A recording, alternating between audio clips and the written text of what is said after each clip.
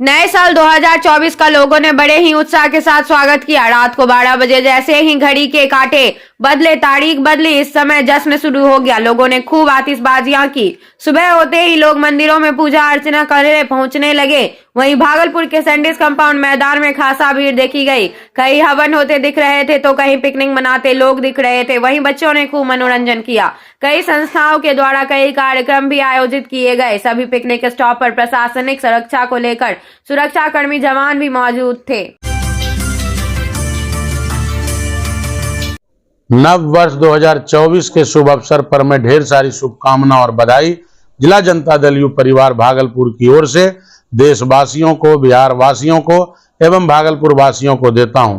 साथ ही साथ पूरे देश में अमन, चैन एवं शांति कायम हो, भाईचारे के साथ पूरा देश और जिला राज्य में लोग रहे, यही कामना ईश्वर से करता हूं, प्रार्थना करता हूं।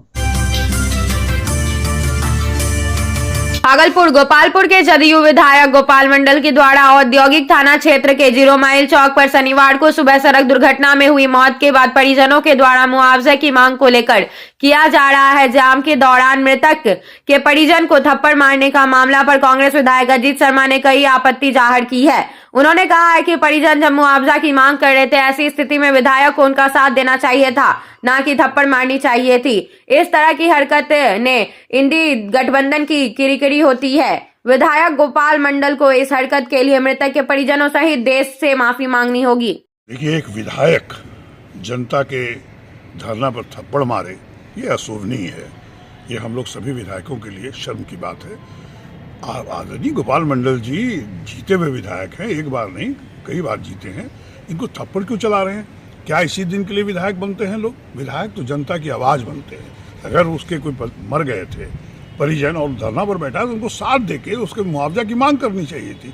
मैं तो कहूँगा कि आदरणीय माननीय मुख्यमंत्री जी, आप गोपाल मंडल जी की बात कर रहे हैं विधायक जी की, ये तो बदनामी पूरे पार्टी की है, इंडिया गठबंधन का है कि एक विधायक इस तरह से हरकत कर रहा है।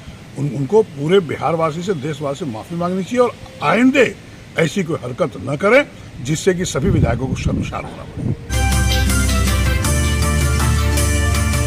अगर मस्ती देखनी है तो भागलपुर आ जाए। यहाँ के युवा एक तरफ जहाँ 2023 को अलविदा कहते दिखे, वहीं 2024 के आगमन पर जमकर डीजे के धुनों पर रात भर थिरकते दिखे।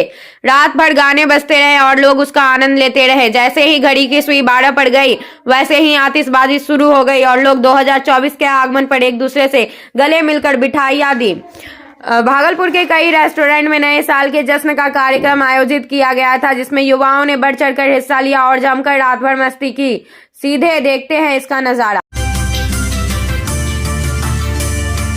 भागलपुर शहर से हवाई जहाज सेवा शुरू करने की मांग को लेकर साल के पहले दिन ही हवाई जहाज संघर्ष समिति के लोगों के द्वारा भागलपुर मांगे हवाई जहाज, जिसको लेकर एक दिवसीय धरने का कार्यक्रम घंटाघर चौराहे पर किया गया। धरना दे रहे लोगों का कहना है कि लगातार हवाई सेवा की मांग को लेकर हवाई जहाज संघर्ष समिति के द्वारा धरना प्रदर्शन का दौर पिछले कई सालों से किया जा रहा है, लेकिन अभी तक जनप्रतिनिधि के द्वारा इस पर कोई पहल नहीं की गई है और शहर की प्रमुख मांगों में से एक हवाई जहाज सेवा आज तक भागलपुर को नहीं मिल सकी। जबकि दरभंगा, देवघर में हवाई जहाज सेवा शुरू हो गई है, वहीं पूर्णिया जैसे शहर में भी हवाई सेवा को लेकर मंजूरी दे दी गई है। वहीं सबसे पुराना जिला होने के बावजूद भी भागलपुर को हवाई सेवा नहीं शुरू की जा रही है। धरना दे रहे लोगों का कहना है कि उनकी यही मांग है, अब लगातार जारी रहेगी जब तक हवाई जहाज सेवा शुरू नहीं हो जाती। मुख्य रूप से भागलपुर हवाई जहाज सेवा संघर्ष समिति आज इस ठंडे में, जहां पूरा भागलपुर अंग जनपद मौज मस्ती के मूड में है, वहीं हमारे तमाम कार्यकर्ता जो हवाई जहाज सेवा संघर्ष समिति के हैं, इन लोगों ने आगाज देने के लिए आज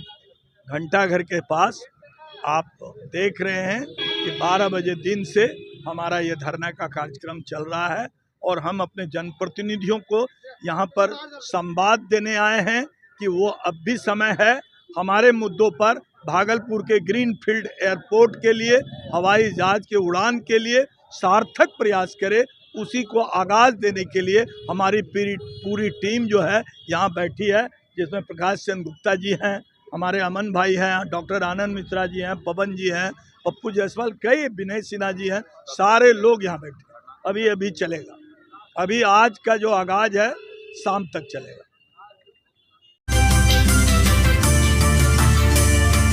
ऐसा है कि गठबंधन इंडिया बना है।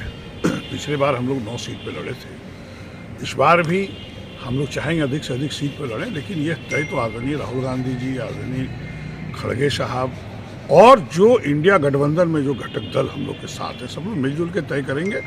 लेकिन हम लोग चाहते हैं, कांग्रेस वाले चाहते हैं कि जो सीट हम जीत रहे हैं, जहां हम जीत सकते हैं, वहां पर हम लोग को चुनाव लड़ना चाहिए। भागलपुर सीट पर भी दावेदारी इस बार कांग्रेस करेगी क्या? देखिए, भागलपुर ऐसा है कि यहाँ से 1989 में जो यहाँ पर हिंदू मुसलमान दोनों भाई को लड़ाने का काम किया, किसने किया पूरी जनता जानती है। निश्चित तौर पर उसके पहले यहाँ कांग्रेस लगातार आदरणीय भागवत जहाँ जीतते रहे हैं, वहीं से पूरे देश में कांग्रेस का ग्राफ घटा है। निश्चित तौर पर इस बार बैठक में बात हुई है, भागलपुर भी चुनाव लड़ना चाहिए, लेकिन फिर आपको कहेंगे कि ये बात सब लोग बैठ के इंडिया गठबंधन में बात होगी। लेकिन मेरा भी मानना है कि भागलपुर चुनाव निश्चित तौर पर कांग्रेस को लड़ना चाहिए और इसका मैसेज पूरे देश में अच्छा जाएगा।